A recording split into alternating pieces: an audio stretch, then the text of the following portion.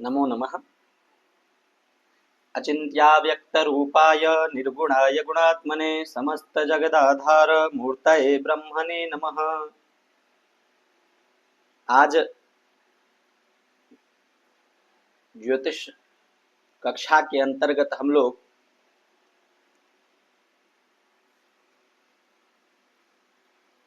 अध्ययन करेंगे राशि परिचय। इससे पहले हम लोगों ने विभिन्न पंचांगीय विश्लेषण किए। उसके बाद नक्षत्रों के विभिन्न संज्ञाओं को देखे।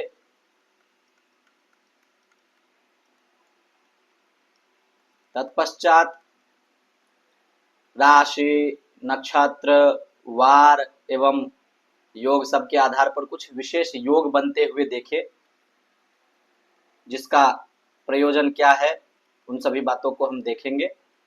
अभी हम लोग राशि परिचय के अंतर्गत मेषादि 12 राशियों का पर्याय नाम इत्यादि का अभी हम लोग पिछली कक्षा में अध्ययन कर चुके हैं। और आज की कक्षा में जो हमारा मुख्य विषय है राशि परिचय के अंतर्गत, वो है काल पुरुष के अंग में राशि स्थापन। ये देखिए, ये चर्चा हम लोग पहले ही कर चुके हैं कि कितने सभी राशियों के कौन कौन से पर्याय नाम हैं। तो पर्याय नाम जानने के लिए, क्योंकि इनका प्रयोग हो सकता है, आपको जो परीक्षा देनी पड़ेगी हो सकता है उसमें इन सभी पर्यायों में से कोई पर्याय पूछ दिया जाए, तो इसलिए ये पर्याय वाला वीडियो महत्वपूर्ण है, आप सभी देख सकते हैं। अब इनको देखने के बाद जो हमारा विषय है वो है काल पुरुष के अंग विभाग। अर्थात एक ऐसा कल्पना कर लिया गया है काल पुरुष का जिनके अंगों में सभी राशि का स्थापन।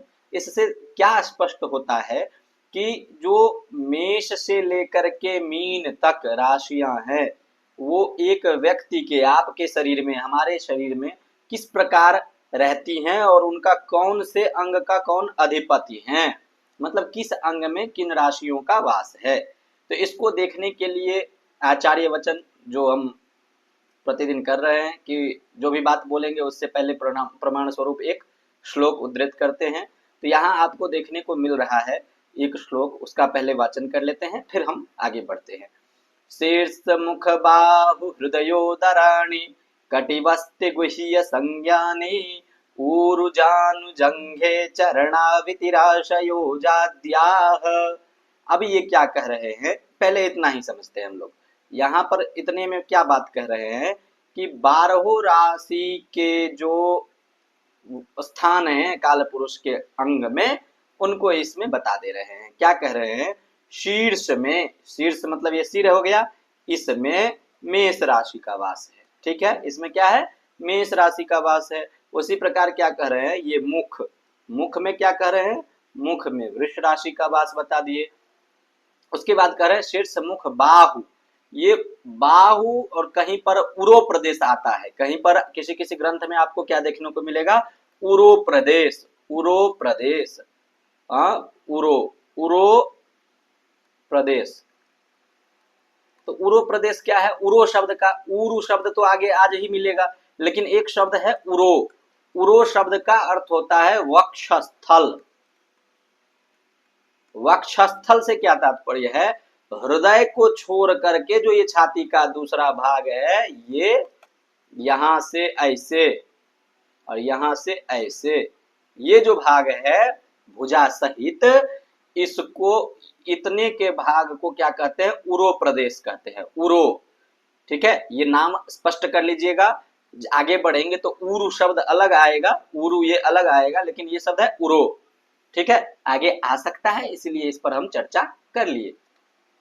तो कहीं पर उरो शब्द आ जाए, या फिर कोई ज्योतिषी या कोई ऐसा व्यक्ति जो ज्योतिष जानता हो और आपसे मिले और चर्चा कर दे कि उरो प्रदेश में इसका वास है, तो वहां पर आप उरो को और उरु को एक मत समझ लीजिएगा। ठीक है, वहां पर भी आप सफल रहेंगे यदि इस बात को जानते रहेंगे, तो आप समझ जाएंगे कि हाँ, ये व्यक्ति समझ करके बोल रहा है।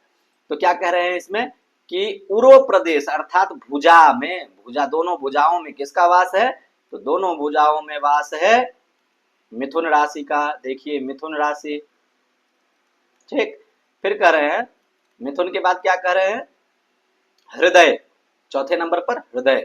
तो ये हृदय है, हृदय में किसका वास है, कर्क का, हृदय में कर्क राशि का वास। फिर कह रहे हैं उदरानी, उदर में, ये उदर है, उदर में किसका वास हो गया, सिंह राशि का। सिंह कहाँ है, उदर, उदर मतलब होता है पेट, ठीक है, पेट में सिंह राशि का वास हो गया। फिर कह रहे हैं कटी, उदर के बाद बता रहे हैं कटी, कटी मतलब होता है कमर। कटी शब्द का अर्थ क्या होता है, आप लोग ये भी जानते जाइए, क्या पता आपको पता हो नहीं पता हो। कटी शब्द का अर्थ होता है कमर, ठीक।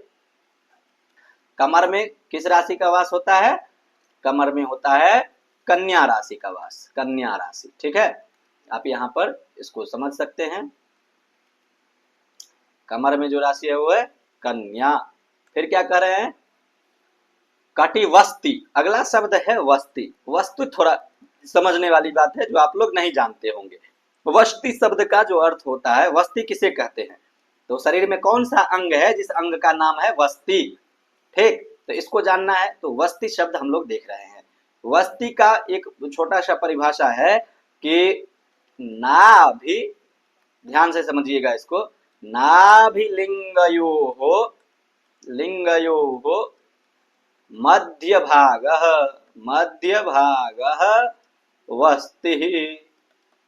मतलब देखिए ये है नाभि, नाभि से लेकर के लिंग तक, ये हो गया लिंग, गुप्तांग। इसके बीच का जो ये भाग है, इस भाग को हम क्या कह रहे हैं, इस भाग को कह रहे हैं हम वस्ती, इस भाग को क्या कह रहे हैं, वस्ती। और इसमें किस राशि का वास होता है, इसमें राशि का वास होता है तुला का, ठीक है। वस्ती में किस राशि का वास हो गया, तुला। उम्मीद करते हैं आप लोग ये समझ में आ गया होगा आप लोगों के, ठीक। अब क्या कह रहे हैं आगे कि अब वस्ती तक समझ में आ गया, फिर क्या कह रहे हैं, वस्ती के बाद देखिए, वस्ती ये ब नहीं है, ये व है।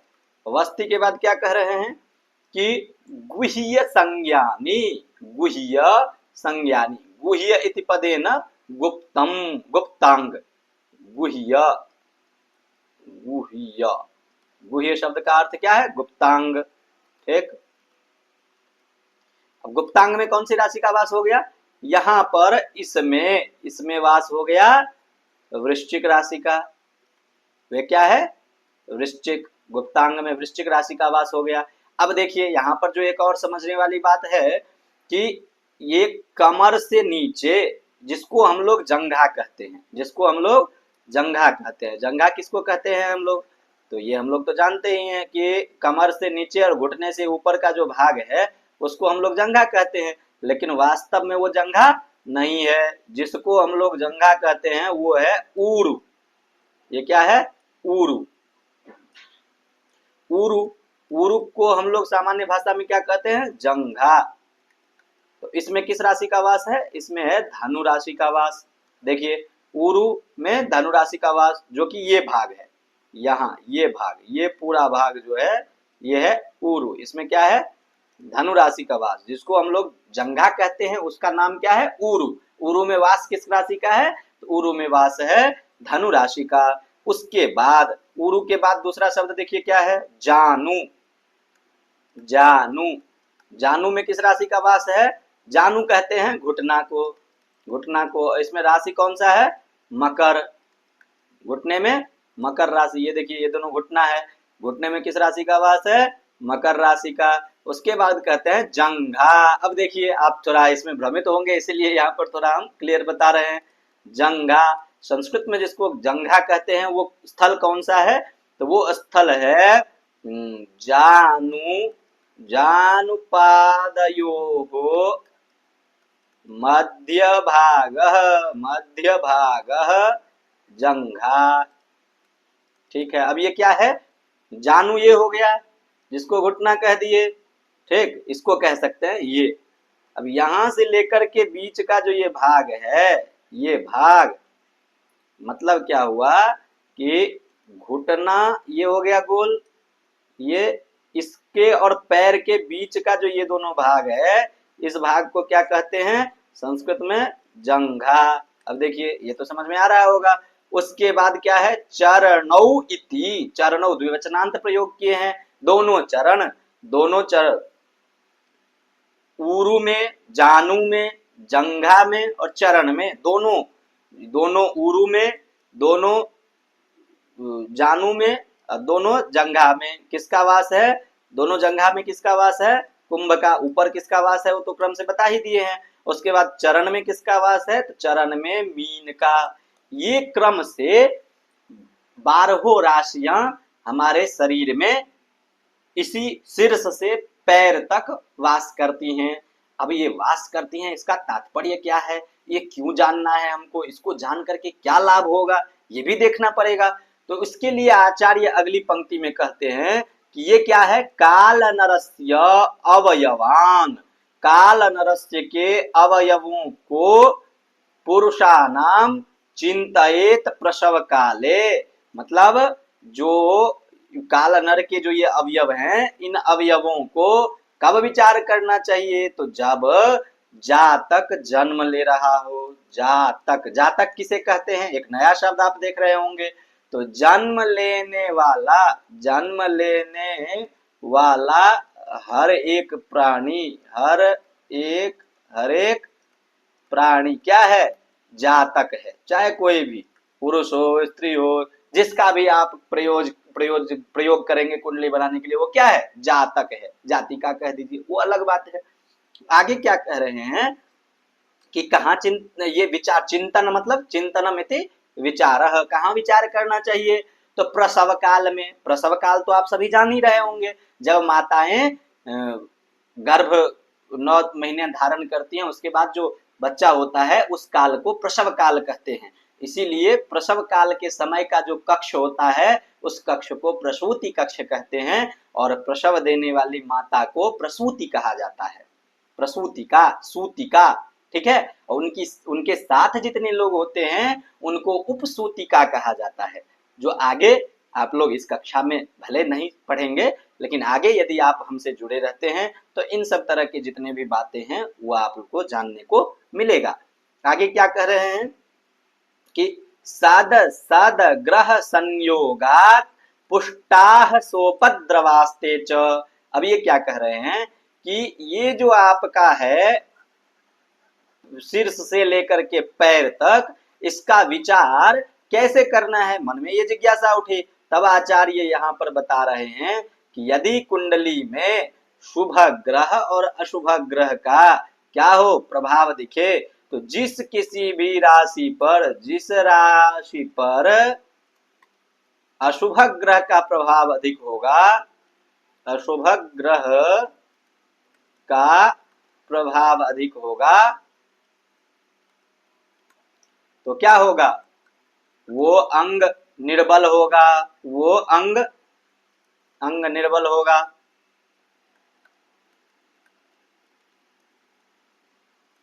अब क्या कह रहे हैं? पुष्ट कैसे होगा? अच्छा, हरिष्ट पुष्ट कितने बच्चे रहते हैं? तो उसमें यदि राशियां क्या हो, अपने शुभ ग्रह से दृष्ट हो या अपने स्वामी से दृष्ट हो कुंडली में, तो वो अंग क्या होता है? मजबूत होता है। अब मन में ये जिज्ञासा उठ रही होगी कि यहाँ पर आप तो कुंडली कर रहे हैं, कुंडली क्या है? क्योंकि आप लोगों को हम एकदम नया समझ करके उस हिसाब से ट्रीट कर रहे हैं, उस हिसाब से बता रहे हैं। तो यहाँ पर देखिए एक छोटा सा दिखा देते हैं, जो आगे भाव परिचय में आपको देखने को मिलेगा। अभी से जिज्ञासा बनी रहनी चाहिए। तो यहाँ पर क्या है, एक आपको जन्मांग दिखाया जा रहा है, जो कुंडली का सबसे प्रमुख ये 12 खाना है, इसको कहते हैं जन्मांग। इसी प्रकार के 16 वर्ग बनते हैं, 16 खाने, 16 चक्र ऐसे बनते हैं। ऐसे कितने चक्र बनते हैं? 16। और उसको षोडश वर्गी कहते हैं। जिसमें 7 बने उसको सप्तवर्गी कहते हैं, जिसमें 6 बने उसको षडवर्गी कहते हैं। ये कुंडली का प्रकार होता है, ठीक है। अब आप सभी में से जो कोई भी व्यक्ति कुंडली भी बनवाना चाहते हो, आप लोग तो यदि खुद सीखना चाहते हैं कुंडली बनाना और फलादेश भी सीखना चाहते हैं, तो हमारे कुंडली एवं फलादेश से संबंधित आप कोर्स ज्वाइन कर सकते हैं। या फिर आपसे जान पहचान के कोई व्यक्ति कुंडली बनवाना चाहते हैं, तो आप कुंडली बनवाने के लिए भी और फलादेश लेखन के लिए भी आप संपर्क कर सकते हैं हमारे वेबसाइट पर। अब यहाँ पर क्या है, देखिए ये मान के चलिए अभी 1 2 3 4 5 6 7 8 9 10 11 12, ये क्रम से 12 राशियां इसमें बैठ गई। 12 राशि में ये क्रम से क्या है, शीर्ष, मुख, बाहु, हृदय, उदर, कटी, वस्ति, गुह्य, ऊरु, जानु, जंघा, चरण। अब देख रहे होंगे क्रम से 12 भाव में बैठ गया ये क्रम से बात। अब जो भाव पापक ग्रह से पीड़ित हो, यदि 12वां भाव में मीन राशि है और मीन राशि पापक ग्रह से पीड़ित है तो चरण से संबंधित समस्या होगी। ठीक है, अब ग्रह भी आगे हम लोग पढ़ेंगे कि कौन सा ग्रह किसका कारक है, तो उसके आधार पर भी आप लोग समझ लेंगे। बहुत आसान तरीके से फलादेश करना भी सीख लेंगे और आप लोग कुंडली बनाना भी सीख लेंगे, जो आपका एक ऐसा स्किल होगा, भारत सरकार कह ही रही है सबको, सभी कोर्स में जो है स्किल डेवलपमेंट का वो जोड़ रही है, जिसमें योगा और ज्योतिष वगैरह वास्तु को इन सबको जोड़ रहा है। तो आप इसको क्रम से इस प्रकार समझ सकते हैं और अपने अंदर में एक नया स्किल डेवलप कर सकते हैं। अब देखिए क्रम से ये श्लोक तो आपको समझ में आ गया होगा। एक बात कि जन्मांग के आधार पर बच्चा जो जन्म लिया वो हृष्ट पुष्ट रहेगा या कौन सा अंग उसका कमजोर रहेगा आगे जीवन में, वो आप समझ गए, इन बातों को तो समझ गए। अब यहाँ पर जो एक और बात समझने वाली है, क्या इतना ही इसका प्रयोग है या कुछ और भी प्रयोग है? तब आचार्य कहते हैं उपद्रवास्ते च। अब क्या कह रहे हैं, उपद्रवादि मतलब युद्धादि में, यदि पहले के समय में क्या होता था कि राजा युद्ध पर जाने से पहले अपने राज ज्योतिषी से ये सब प्रश्न किया करता था कि आज मैं युद्ध में जाने वाला हूं, आप बताइए कि युद्ध में मैं जय हूं, मेरी जय होगी कि पराजय होगी। तो इन राशियों के आधार पर, इनके लग्न के आधार पर देख करके बताया जाता था। और साथ में यदि उसमें पापक ग्रह आदि की किसी भी भाव पर प्रश्न कुंडली में ज्यादा प्रभाव रहता था तो उनको बताया जाता था कि आप इस अंग का रक्षा करिएगा, हो सकता है आज आपका हाथ कट जाए, आज आपका पांव कट जाए या फिर इस पर आघात हो, ऐसा बताया जाता था। इसी को बताने के लिए एक अलग प्रकार का ग्रंथ है स्वर शास्त्र। स्वर शास्त्र में युद्ध आदि के अनेक व्यूह आदि की भी चर्चा की गई है और उसमें अनेकों स्वर शास्त्र से, प्रश्न शास्त्र से संबंधित बातें जो युद्ध आदि में विचारणीय है वो चर्चा किया गया है, जो इस पाठ से इतर है बात, लेकिन फिर भी जिज्ञासावशात और यहाँ पर प्रयोजनवशात आपको ये बताया गया है। उम्मीद करते हैं आप सभी को काल पुरुष के अंग में 12 राशि का कैसे स्थापन, अर्थात आपके शरीर में सिर से लेकर के पैर तक कैसे 12 राशियां किस किस अंग पर रहती हैं, ये आपको समझ में आया होगा। अब आगे हम इसी वीडियो में समझेंगे, रिकॉर्डेड वीडियो हम बहुत ज्यादा लंबा नहीं रखेंगे। इसमें आगे क्या समझना है आपको, राशि का स्वरूप, केवल राशि का स्वरूप और काल पुरुष के अंग विभाग को हम इस वीडियो में देखेंगे। ये विषय क्या है, इसमें देखिए वही बात है कि राशि का स्वरूप बता रहे हैं कि कौन सी राशि किस प्रकार के स्वरूप से युक्त है। तो इसमें आचार्य क्या कह रहे हैं, व्यत्यस्तो भय पुच्छमस्तक युतौ मीनौ सकुंभो नरः तौली चापधरस्तुरंग जघनो नक्रो मृगास्यो भवेत् वीनाढ्यं सगदं नृयुग्ममबला नौस्था सस्यानला शेषा स्वस्वगुणाभिधान सदृशाः सर्वे स्वदेशाश्रयाः। अब क्या कह रहे हैं आचार्य इसमें कि क्रम से राशि बता रहे हैं। इसी को बृहद जातकम में क्या कह रहे हैं, मत्स्यौघटी मिथुनम शगदम शवीनम चापी नरो स्वजघनो मकरो मृगास्य तौली सस्य दहना प्लवगा च कन्या शेषा स्वनाम सदृशाश्च खचराश्च सर्वे। ये वहां का पंक्ति है। अब यहाँ पर क्या कह रहे हैं आचार्य, अब उस बात को देखते हैं।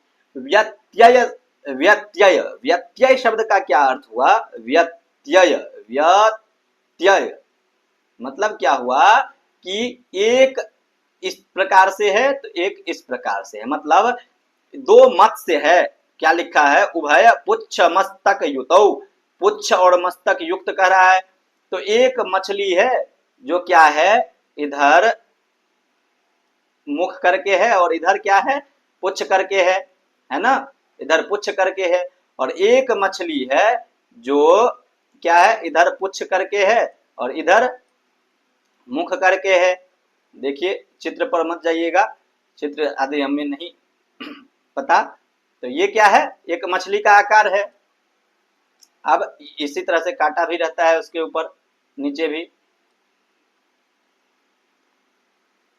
अब देखिए इसमें एक आकृति आपको दिख रहा होगा कि दोनों साइड मुख और पुच्छ हो रहा है। क्या हो रहा है, मुख और पुच्छ, इस साइड भी और इस साइड भी। इस प्रकार का जो आकृति है, सॉरी इधर ये पुच्छ है, पुच्छ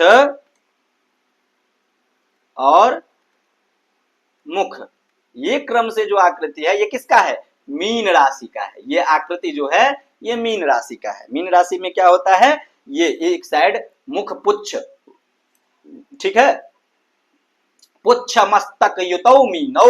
कोई यदि आपको कहे और आपको पंक्ति बताना हो तो पुच्छ मस्तक युतौ मीनौ, इतना आप कह देंगे तब भी आपका काम हो जाएगा। या आप हिंदी बैकग्राउंड से हैं, हिंदी में आपको कहना है तो आप सीधा कहिए ऐसी आकृति जिसमें मत्स्य का, मछली का मुख और पुच्छ दोनों साइड दोनों रहे, अर्थात एक साइड मुख और एक साइड पुच्छ, इस प्रकार का आकृति रहे। इस आकृति भी दिखा दिया, आप अपनी भाषा में जैसे भी बोलना चाहें बोल सकते हैं। ये तो हो गया मीन का स्वरूप, ये एक स्वरूप बता दिया। दूसरा स्वरूप क्या बता रहे हैं, दूसरे नंबर पर कर रहे हैं सकुंभो नरः, मतलब एक ऐसा कोई पुरुष है, वो क्या है, अब हम बार बार कह रहे हैं चित्र पर मत जाइएगा, हमसे चित्र नहीं बनता। वो क्या किया है, एक घड़ा धारण किए हुए है, ठीक है, एक घड़ा धारण किए हुआ है ऐसा व्यक्ति जो है, इस प्रकार का पुरुष आकृति लिए हुए है। और वो कौन सा राशि है, वो है कुंभ।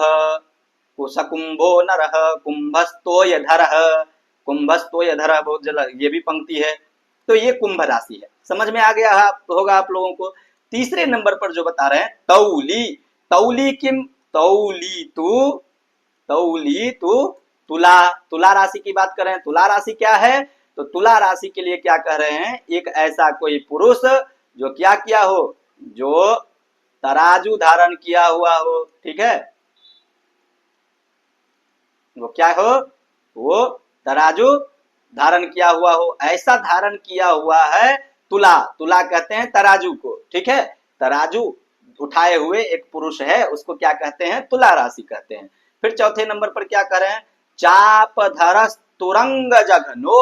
अब देखिए यहां से जो बातें हैं वो बातें आगे बदलती जा रही हैं। अब जो आपको देखने को मिल रहा है वो क्या है, वो कह रहे हैं कि चाप धरह तुरंग जघनो। अब इसमें दो बातें आपको दिख रही होगी। एक बात क्या कह रहा है कि चाप धारण किया हुआ, चाप कहते हैं बाण को, चाप किसको कहते हैं, चाप कहते हैं बाण को, ठीक है, मतलब धनुष पर प्रत्यंचा चढ़ाए हुए एक कोई पुरुष है, ठीक है, वो क्या किया है, धनुष पर प्रत्यंचा चढ़ाए हुए है। और उसके बाद एक उसका जो पिछला आगे का भाग ये हुआ, इसको कह देंगे पूर्वार्ध, इसको क्या कह देंगे, पूर्वार्ध। और उत्तरार्ध जो है, उत्तरार्ध मतलब पीछे का भाग, वो है अश्व तुरंग जघनो, तुरंग, तुरंग, तुरंग किसको कहते हैं, तुरंग कहते हैं घोड़ा को, घोड़ा को अश्व कहते हैं,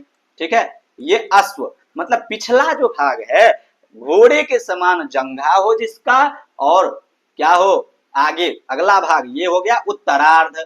उत्तरार्ध मतलब पिछला भाग, पूर्वार्ध मतलब अगला भाग। ये आगे का 15 अंश हो गया पूर्वार्ध, पीछे का 15 अंश हो गया उत्तरार्ध, मतलब 15 से 30 अंश तक उत्तरार्ध। बड़ी आसानी से समझ में आ गया होगा। अब इसमें क्या कह रहे हैं कि धनु राशि का जो स्वरूप है ये क्या है, ये धनु राशि का स्वरूप है, ठीक, ये धनु राशि का स्वरूप है।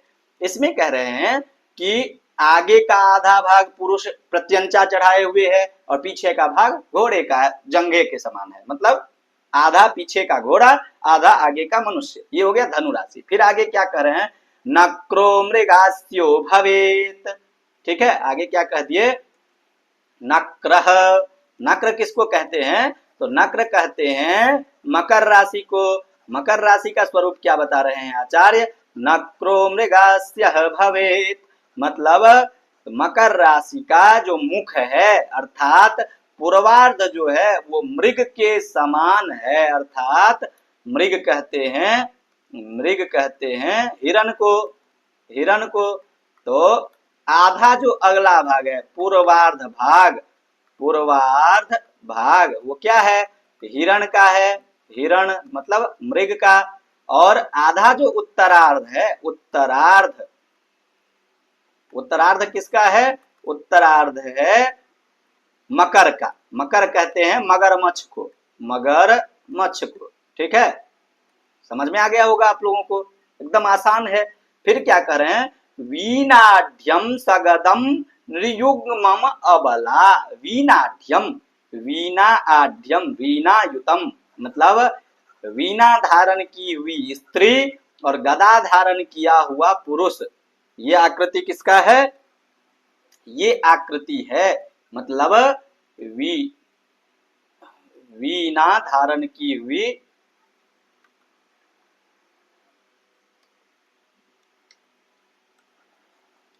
एक मिनट,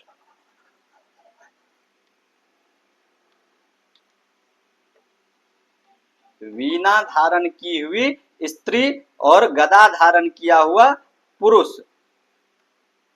ये जो आकृति है, ये आकृति है कन्या राशि का। कन्या राशि का आकृति क्या है, कन्या का आकृति, कन्या की आकृति क्या है, वीणा धारण की हुई, वीणा, अच्छा सॉरी, ये कन्या की आकृति नहीं है, ये है मिथुन की आकृति। वीणाढ्यम सगदम नृयुग्मम, ठीक है, मतलब मिथुन राशि का जो आकृति है वो कैसा है, वो है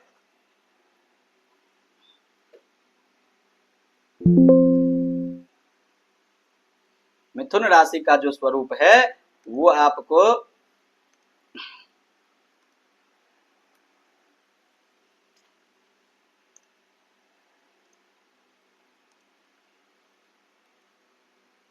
देखिए, मिथुन का स्वरूप क्या है, मिथुन का स्वरूप तो स्त्री पुरुष का जोड़ा, ये है मिथुन का स्वरूप। लेकिन कैसा, तो बहुत जगह तो सीधा इतनी ही बात है, स्त्री पुरुष का जोड़ा जो है वही है मिथुन राशि का स्वरूप। लेकिन बहुत जगह क्या आता है, जो यहाँ पर दिख रहा है वीणाढ्यम सगदम, स्त्री जो है वो वीणा धारण की हुई है, वीणा धारण की हुई है, और पुरुष जो है वो गदा धारण किए हुए है, गदा धारण, ठीक। ऐसा जो इसका स्वरूप है ये है मिथुन राशि का। फिर कह रहे हैं अबला, अबला कहते हैं स्त्री को, स्त्री का नाम ही है अबला, भले अबला हो न हो, शास्त्र में स्त्री को अबला कहा गया है। वर्तमान समय को तो देखते हुए आप सभी जान ही सकते हैं, कोई नहीं। तो क्या है अबला, अन्यथा मत लीजिएगा, ऐसे हंसने के लिए बोल दिए। अबला, अबला शब्द का अर्थ क्या है, स्त्री, और स्त्री कहते हैं कन्या को, तो ये कन्या राशि की बात कर रहे हैं। कन्या राशि नौस्था, नौका पर बैठी हुई एक कन्या, नौका पर, नौस्था मतलब नौका पर स्थित, नौका पर स्थित कन्या क्या की हुई है, एक हाथ में सस्य अनला, सस्य मतलब होता है अन्न और अनल मतलब अग्नि, एक हाथ में अन्न धारण की हुई है, अन्न धारण की हुई है, और एक हाथ में अन्न अग्नि, ठीक है, अग्नि धारण की हुई है। ऐसा जो स्वरूप है ये कन्या राशि का स्वरूप है। तो क्रम से अभी हम लोगों ने जो स्वरूप देखा है वो मीन राशि का देख लिया, कुंभ का देख लिया, श्लोक में ही क्रम से है। ये देखिए, ये मीन का है, ये कुंभ का है, ये तुला का है, उसके बाद ये धनु का है, ये देखिए यहाँ पर ये जो है ये धनु राशि का बता दिया। उसके बाद नक्रो मृगास्यो मकर का बता दिया। फिर वीणाढ्यम सगदम नृयुग्मम ये मिथुन का बता दिया। फिर क्या कर रहे हैं, नौस्था ये कन्या का बता दिया। अब कितना बता दिया, तो 1 2 3 4 5 6 और एक धनु 7, इस 7 राशि का बता दिया। अभी राशियां तो 5 बची हुई है, तो अगले के लिए क्या कह दिया, शेषाः स्व स्व गुणाभिधान सदृशाः सर्वे स्वदेशाश्रयाः। अन्य जो राशियां हैं वो अपने अपने गुण धर्म के अनुसार स्वरूप को धारण करती हैं, और सभी राशियां जिसका जहां पर वास स्थान बताया गया है वहां पर वास करती हैं, वहां पर उनका स्थान है। अब देखिए ये तो थोड़ा अटपटा लग रहा होगा क्योंकि ये समझ में नहीं आ रहा होगा। अब यहाँ पर हम क्या करेंगे, इन चीजों को भी अभी समझ लेंगे, और इनको समझने के बाद इस पाठ को यहीं पर विराम देंगे। पुनः अगले वीडियो को लेकर के उपस्थित होंगे अगली कक्षा में।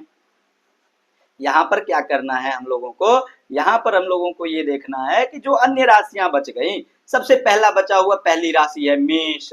तो मेष जितना बता दिया उसके बाद मेष का तो नहीं बताया, तो मेष का स्वरूप क्या होगा, तो कह रहे हैं मेष का मेष के समान ही होगा, भेड़। ठीक है, भेड़। उसके बाद क्या कह रहे हैं, वृष। तो वृष नाम से ही स्पष्ट है, बैल। तो बैल का जो स्वरूप है वही वृष का स्वरूप है। तीसरे नंबर पर क्या है, कर्क। मिथुन को तो बता दिए हैं, कर्क बचा था, तो कर्क का क्या स्वरूप है, तो कर्क के स्वरूप के लिए कह रहे हैं यहाँ पर कि कर्क केकड़ा। केकड़ा तो आप सभी जान रहे होंगे, तो केकड़ा जो है उसका जो स्वरूप है वही कर्क राशि का स्वरूप है। फिर कह रहे हैं चौथे नंबर पर जो राशि बची हुई है जिसका स्वरूप हमको नहीं पता है वो है सिंह। तो सिंह राशि का स्वरूप क्या है, तो कह रहे हैं शेर के समान, शेर सिंह सदृश। इसको ऐसे समझिए, सिंह सदृश मतलब शेर के समान। फिर क्या कर रहे हैं, एक और राशि है, क्योंकि अभी तो 11 हुआ है, 7 उधर 4 इधर, तो 11वीं राशि है वृश्चिक, जो अभी हमको 12वीं राशि समझनी है। वृश्चिक 12वीं राशि नहीं है, वृश्चिक का राशि नंबर 8 है। ये प्रश्न आपसे पूछा जा सकता है, पहले क्रम से हमने राशि आप लोगों को पिछले वीडियो में बता दिया है। तो यहाँ से राशि का क्रम भंग मत करिएगा, आपको राशि का क्रम वही रखना है, मेष वृष मिथुन कर्क सिंह कन्या तुला वृश्चिक धनु मकर कुंभ मीन, इसमें भ्रमित नहीं होना है। ठीक है, आगे यहाँ पर क्या समझना है, और कि वृश्चिक राशि का बिच्छू के समान स्वरूप है, बिच्छू के समान। ठीक है, के समान।